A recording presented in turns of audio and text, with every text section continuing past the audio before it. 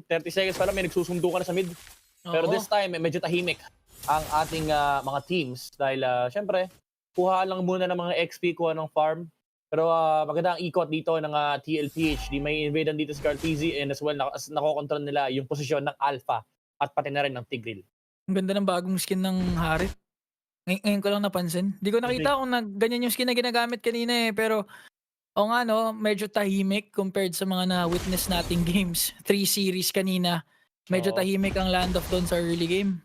Yung kay Killua, no? Ganda nung effects. Oo. Meron bang may dayas dyan? Alam ko si Burrito meron eh. Guys, sa mga legit to may pamasko kasi si Burrito. Siyempre, kaka-New Year lang, kaka-holiday lang. Marami yan, boss. Marami yan. Mamimigay daw siya. Basta ang code ay Burrito pahingi ng skin. Message na kayo. Promise, legit yun, legit. Yep. Kaya kung sa inyo, bilisan nyo na. Kasi minsan lang yan. Minsan lang yan. Si Idok baka mabigyan siya rito. Wala pa naman si Cartezy, hindi pa naka-ready yung kanyang rectifying beats. Pero Turtle is gonna be up. It is gonna be a rush mula sa RRQ Hoshi. Mukhang bibilis nila ito kasi alam nila walang joy dito. Pero kumasa na ng electrifying beats dito si Cartezy na makakuha. It is still Sutsujin getting that Turtle from Team Liquid Philippines. And sinong unang mamamatay? Unang tutumba rito si Sanford. Actually si Dairon yung unang tumubas. Sumunod dito. Sino ba talaga? Lumabas yung... Si Dairen, alam ko si Sanford una eh. Sumunod lang si Dairen. Okay. Pero- Nakakuha ng first blood dito ang RRQ. Pero typical typical TLPH style. We bait out the objective. Kasi hindi naman yun yung goal namin makuha. Goal namin makuha kills. Fortunately, nakakuha sila ng isa pero parang may nakuha nga din dito ang RRQ dahil tutumba na. Etong si JP. So far, so good. A strong start for RRQ Hoshi. Yeah, 2 kills already para sa kanila. And magkaka-momentum yung Alpha, lalo pat involved siya sa 2 kill na yon. So far, in terms of momentum, hindi pa naman ganun ka OA yung lamang dito ng RRQ Hoshi. It's just that mas open sa kanila yung mapa. Cartezy in the middle lane. Ginamit yung kanyang electrifying beats just to kill the green camp on the top side. Actually, hindi siya nag-full commit dito kay Rins. Ang worry mo dito for TLPH is sabihin na natin pasukin ni Cartezy yung backliners dito ng RRQ Hoshi. May Tigreal kasi. So hindi ganun ka threatening yung joy ng TLPH, especially if you're RRQ Hoshi. Sa perspective nila parang medyo madali labanan yung joy dito ni Cartezy. And for TLPH naman, ang kailangan nilang gawin dito is i-make sure nila na yung attention ay wala dito kay Yuktz. Kaso medyo magiging mahirap yun kasi kalat-kalat din yung heroes ng RRQ. Meron kang Harit, meron kang Maxillion, as well as the Alpha plus the Phobius. I actually like the draft of RRQ Hoshi better, lalo nung natanggal yung Eve. Pero syempre, ano pa rin yan? It comes down to execution for both teams. Mas mas medyo madali i-execute yung lineup dito ng RRQ Hoshi. Oh, actually name of the game for this whole day, execution eh. May mga times na lugi in theory when it comes to the matchup pero napupull off pa rin, depende talaga sa execution.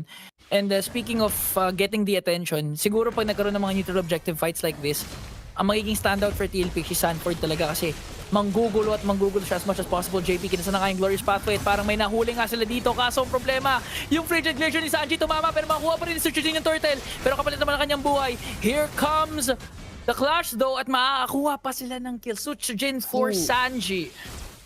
Okay, medyo mabigat yung nangyari na yun for TLPH. Nakuha na naman ni Sutsujin yung pagong. Even though napatay yung Alpha, still a very much good trade coming out from RRQ dahil nakakuha pa sila ng bonus skill and involved pa yung Harit doon. In TLPH, I think ang plano na lang talaga nila dito is to scale up towards that late game. Pero pagdating ng mid game, nakakatakot din yung spike dito ng isang Harit as well as the Alpha.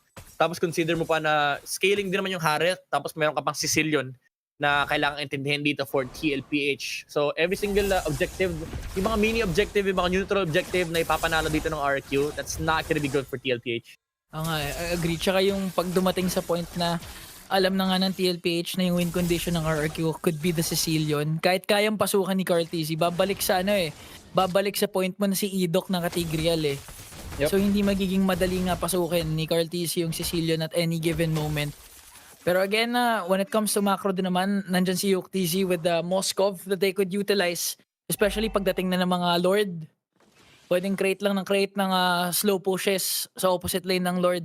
Then eventually sumama as long as tumama yung Spear of Destruction. Wala pa naman masyadong lead na na-establish ang RRQ Hoshi dito. Pero again, they've gotten 2 turtles para sa RRQ. Yeah, actually lamang sa farm dito si Carl TZ. That equalizes yung gold difference nung dalawang gold laner.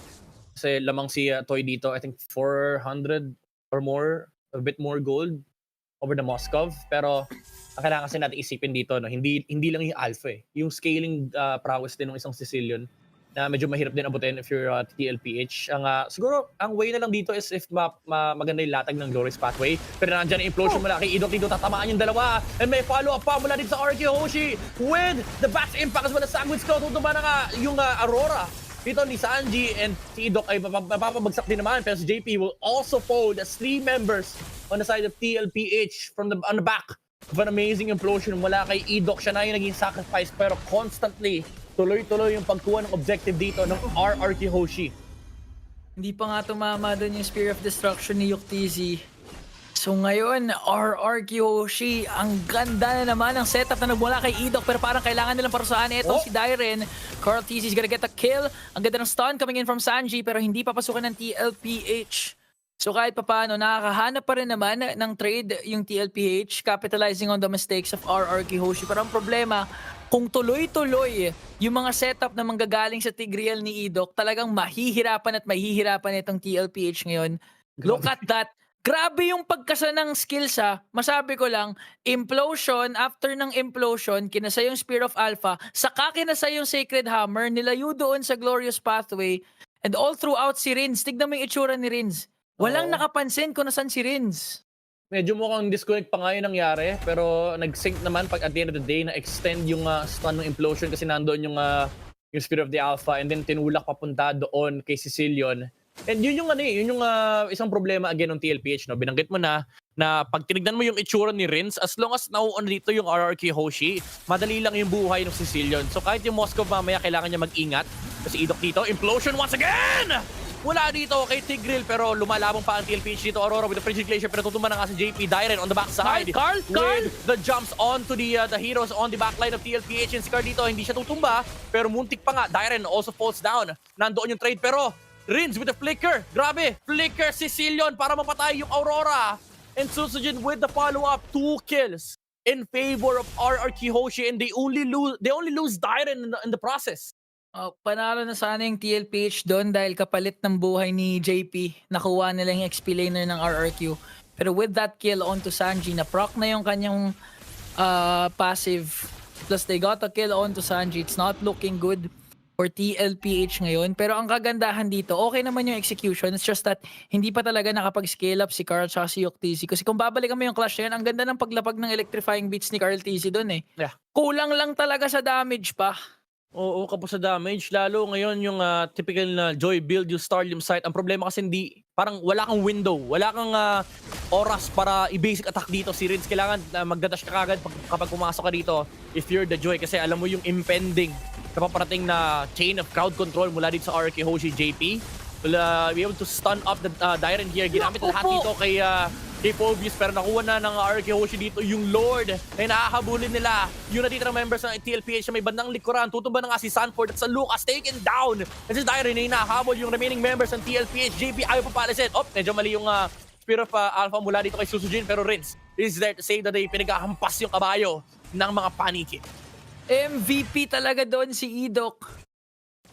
All throughout the clash, ang ginawa niya, nagstay siya sa loob ng Lord Pit kasi alam niyang papasok si Carl TZ to contest for the Lord. Kaya yung moment na nag-dash in na si Carl TZ, kinasana niya kaagad yung implosion to make sure na hindi makaka-retreat itong si Carl, hindi makakapag-wreak havoc onto RRQ Hoshi. So far, ang ganda na pag-execute nila ng Tigreal dito. At ramdam mo na kagad si Rins, tumama yung Spear of Alpha, pero might be a counter-attack, tumama yung Frigid Glacier sa tatlo! Ito na ata yung comeback ng TLPH. Yuktz nagwawala na nga ngayon. Dairen, maaaring tutumba sa kamay ni Yuktz. Napasubo yung RRQ Hoshi. Tatlo lang yun nandoon sa may middle lane na nakala nila kaya nila labanan yung buong puwersa ng TLPH. Tinamaan sila ng mala-impactong nanginginig na yelong Frigid Glacier mula dito kay Sanji. Pero relax lang muna dahil TLPH uuntiin nilang gapangin dito yung lead na hawak ng RRQ Hoshi. So far, kahit paano magandang bawi yun. Especially for Yuktz na may late game factor pa rin naman. Pero si Rince, buhay pa, ingan. Ito lang yung isang problema na kailangan harapin ng TLPH. The Sicilian on the backside. Kailangan na lang hanapan ng solusyon. Itong Sicilian ng RRQ Hoshi. As long as makasana ni Idok yung implosion at tapos hindi kumonekta or at least sustain nila yung damage ng mga galing sa RQ, that could be an opening for Cartezy na pasukin ka agad ito nga Sicilian sa likod. Pero ang problema kasi sobrang on point yung mga implosion ng galing kay Idok. Nilapag na nga din ni Sanji yung kanyang Frigid Glacier pati na rin Glorious Pathway ni JP. Hindi matutuloy yung clash.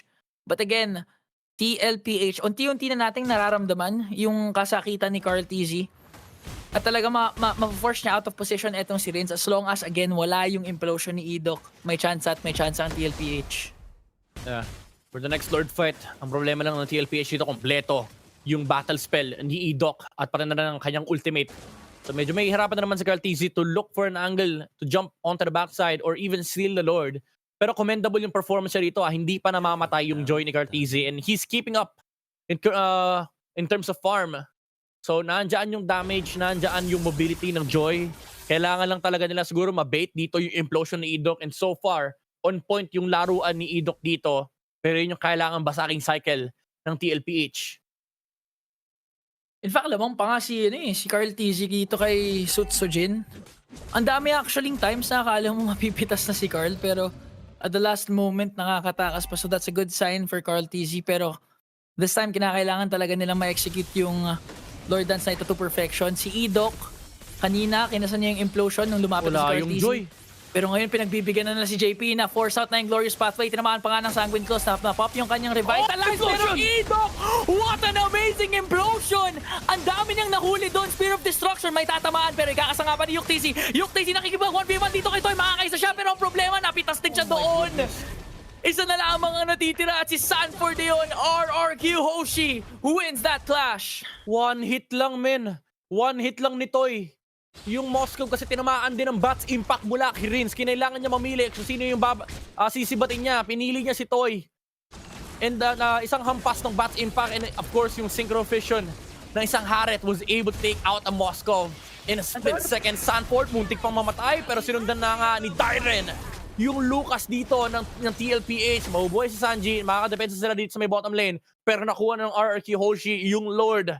Yung abang ni Idok doon sa may mid lane right bush.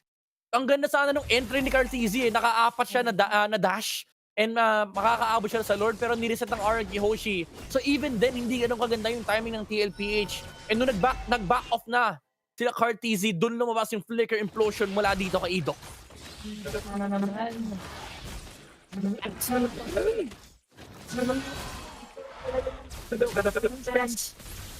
Connecting